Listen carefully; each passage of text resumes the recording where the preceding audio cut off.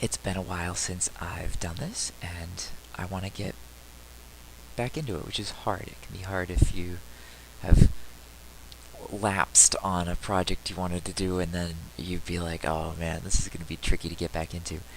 Uh, so the only way to do it is just to go and and do it again. So here we are. Now, I actually just finished streaming for an hour on the wrong YouTube account, so oh well. But I can just do a quick summary here. So where we had left off was the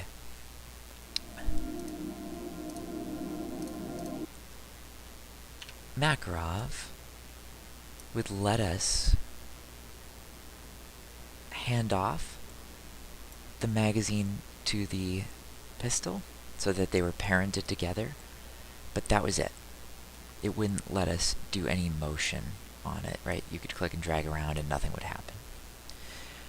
So we just spent the last hour programming that, so now this works. So now we can click and drag on the magazine and it correctly, slightly suggestively, goes into the weapon, right? And that is good. That is good. We can't remove it yet completely, right? So that's pretty easy, and really, what the hey? We're here. We can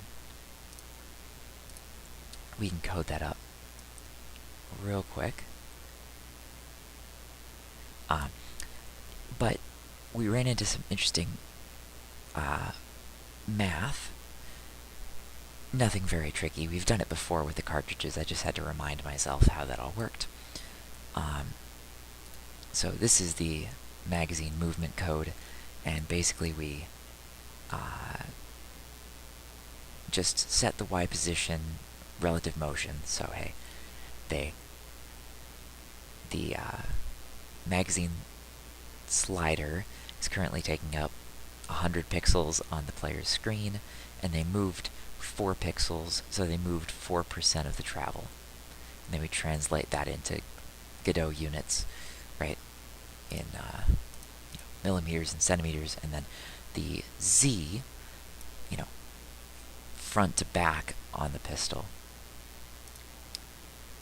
is this dimension is a function of where the magazine is top to bottom, right?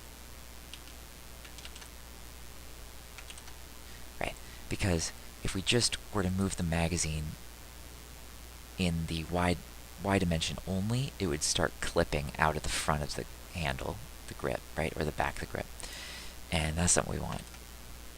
So and we can demo that super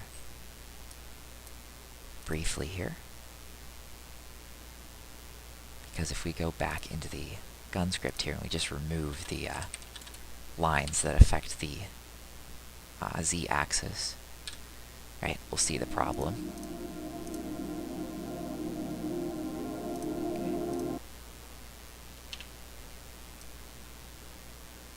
Right, so if we get that right over here, and we pop that in, right, you'll see it starts coming out the back.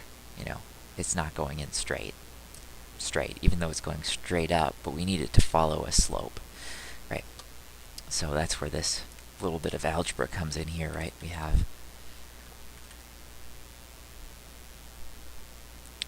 this slope right here, which is being calculated just based on the different sides of that triangle, basically, right? Or the different, whatever,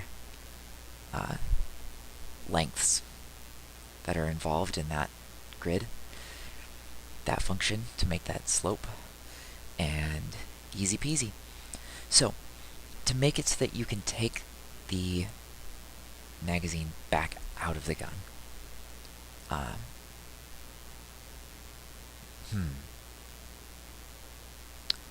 is pretty simple. But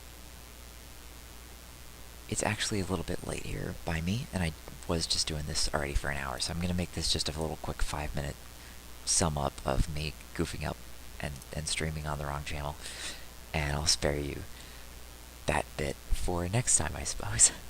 But uh, yeah, uh, Captain Furball, if you see this, I hope you're doing well and uh, safe, and that your projects are going well, and rock on. Cheers. Talk to you later.